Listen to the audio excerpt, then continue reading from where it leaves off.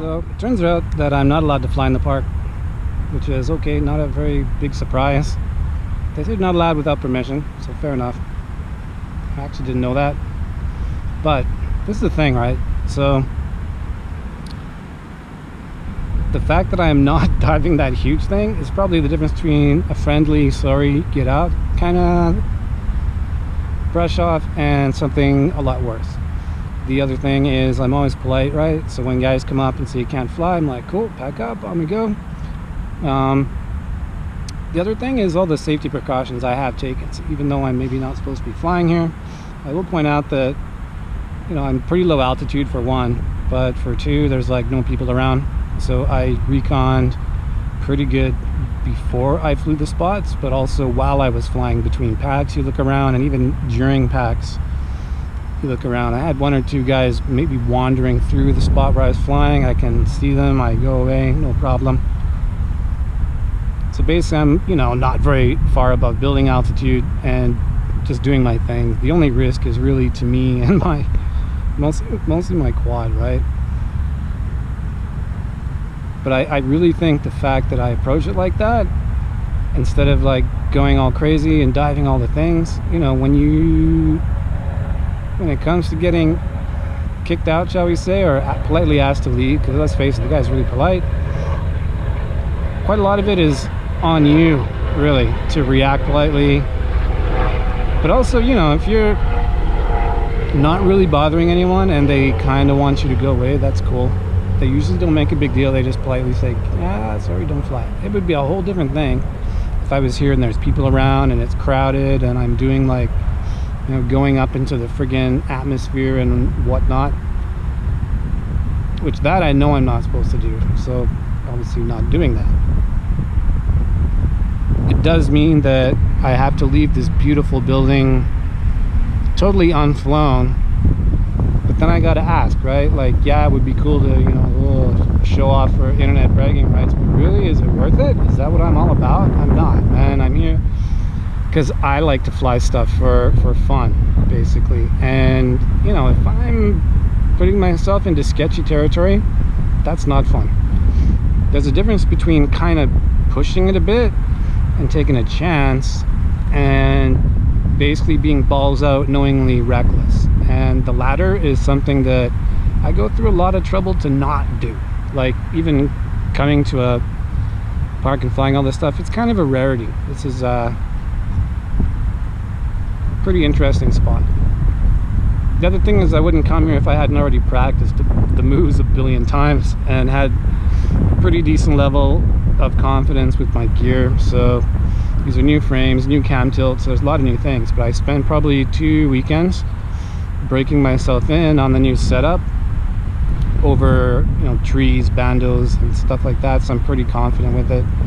So there's that as well. 100% confident in my gear. I know exactly how everything is going to react, so I have full control over it.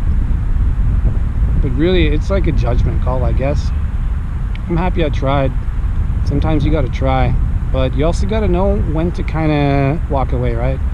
So in this case, I'm walking away, and, you know, I don't really care who says what online, man. I'm not trying to be famous or grab attention and stuff like that for risk taking. You know, if I grab any attention, I would only want it to be because of, you know, people like my flights, basically, or my flying style or whatever, or the spots, or you know, my stupid personality and my inability to edit videos and talk properly on camera, etc. I really could not care less about like getting views and this and that and this and that. Hey man, if you wanted, you know, bajillion views, you can do stuff like that, but why would I do that? There's just nothing in it. I've thought about it even, right? Like, I've actually thought about it quite a lot. Like, why do we fly? Why do we put up videos? You know, what's the point, right? There's so many of us out there doing so many videos, so many good pilots too, like so many really good pilots. So many dudes are better than me, right? There's guys just totally killing it everywhere you look. So it makes you wonder why we do it. And, you know, I had to think about it. It's like, am I doing it for the views? Am I doing it for the karma and the dopamines when people like it online? Am I just doing it for myself? But if I was doing it for myself, why am I recording it and sharing it? right? So I had to think about this, and it kind of troubled me actually a bit. But I realized, you know, ultimately it doesn't really friggin' matter. I do it because I like it. It makes me happy, and that is why I do it. And what makes me happy is, you know, a certain thing. There's other guys out there who love doing the crazier stuff. If you want to do that, you're welcome to come and try, but that'll be at your own risk, not mine. As far as what I'm doing, I know the risks I'm taking. I'm confident, and you know, I put in the work. You don't always see the work, but the work is put in. From measuring ranges in Google Maps, checking altitude, scoping out spots, sight lines, where you sit, knowing how far your quad is going to go, knowing you have to know the layout too, man. If you go behind something, your video gets weak, are you going to come out the other end, or are you going to fly into a tunnel? What do you do if, you know, shit happens basically, or you crash or whatever? Because you might crash, stuff happens. When I fly, I have a plan for every single one of those situations basically. Even in this spot, I had a plan for pretty much everything. Like, I know that if I fly gentle, I'm not going to crash on top of any of the buildings.